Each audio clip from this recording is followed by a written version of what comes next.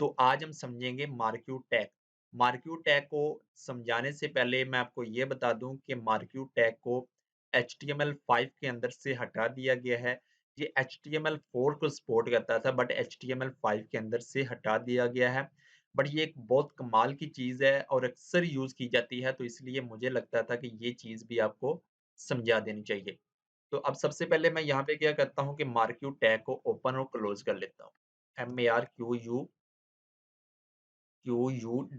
ठीक है, और इसको ओपन और क्लोज करता हूँ और इसके अंदर कुछ भी टेक्स्ट लिख देता हूँ, जैसे कि यहाँ पे टेक कैम्प, टेक कैम्प। और जैसे मैं इसको यहाँ से सेव करके रिफ्रेश करता हूँ, तो अब आप देखें कि जो भी आपका टेक्स्ट है मार्क्यू के अंदर वो एक मूव हो रहा है, ठीक है ना? वो राइट से लेफ्ट की तरफ मूव हो रहा है, ठीक है ना? ये अक्सर आपने वेबसाइट के अंदर भी देखा होगा कि जो भी हमारे पास कुछ इमेज, कुछ हाइलाइट कंटेंट जो हमने करवाना हो, वो हम मार्क्यू टैग से ही पहले किया करते थे। बट अब तो सीएसएस और जेएस को यूज़ करके किया जाता है, तो इस वजह से मार्क्यू टैग को HTML5 के अंदर से हटा दिया गया है।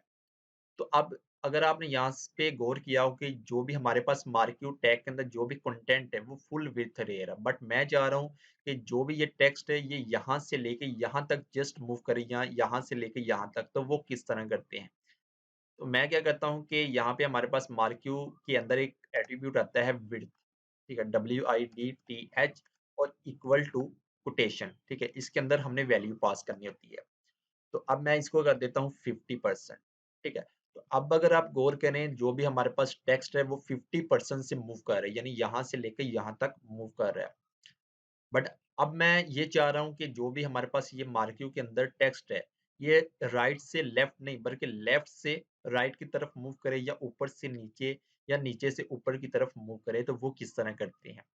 तो उसके लिए भी हमारे पास एक एट्रीब्यूट आता है जिसका नेम है direction, DIRECTION, direction equal to quotation.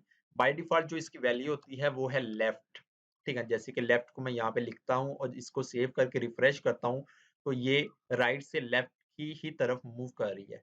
But अब मैं चाह रहा हूँ कि राइट से लेफ्ट की तरफ मूव करे, तो सॉरी, लेफ्ट से राइट की तरफ मूव करे, तो अब आपने लिखना है यहाँ पे राइट, ठीक है? तो जैसे मैं इसको लिखता हूँ, तो अब आप देखें कि ये लेफ्ट से राइट की तरफ जो भी आपकी मार्क्यू टैग के अंदर कंटेंट टेक्स्ट है, वो मूव कर रहा है, ठीक है? यहाँ पे 50% पे आके हट जाएगा। इसी तरह हमारे पास एक और इसकी वैल्यू आती है, जैसे कि अप है, ठीक है? अप जैसे आप लिखते हो तो वो डाउन टू अप वैल्यू आपकी जाएगी। इसी तरह जैसे आप डाउन लिखते हो, तो जो भी आपकी वैल्यू होगी वो अप से यानी ऊपर से नीचे की तरफ आएगी, ठीक है? ऊपर से नीचे की तरफ आएगी, अगर आप डाउन लिखते हो ऑपोज़िट होगी, ठीक है? तो अब हमारे पास इसके बाद इसको मैं फिर से लेफ्ट कर देता हूँ और यहाँ पे मैं कर देता हूँ 20%। 20% इसको जैसे मैं इसको सेव करके रिफ्रेश करता हूँ, तो अब 20% से ये मूव कर रहा है। अब अगर आपने गौर किया हो जो भी हमारे पास मार्क्यू टेक्स्ट के अंदर जो भी ये कंटेंट आ रहा है, जैसे कि टेक कैम्प, ये मूव करता जा रहा है, इनफिनाइट लूप लाइक लगा हुआ है, ठीक है ना? अब बट मैं चाह रहा हूँ कि मेरे वेब पेज के अंदर, मेरी वेबसाइट के अंदर जस्ट ये 1 दफ़ा या 2 दफ़ा मूव करे और उसके बस बस खत्म हो जाए, ठीक है? तो वो किस तरह किया जाता है? तो सबसे पहले आपने आना यहाँ पे है और इसका भी एक एट्रीब्यूट होता है जिस तरह लूप, और लूप इक्वल टू आपने जो भी वैल्यू देनी होती है वो नंबर में देनी होती है, ठीक है? और ये बाय डिफ़ॉल्ट जो भी इसकी वैल्यू होती है वो है इनफिनाइट, इनफिनाइट लूप लगा होता है और वो चलती जाती है वैल्यू।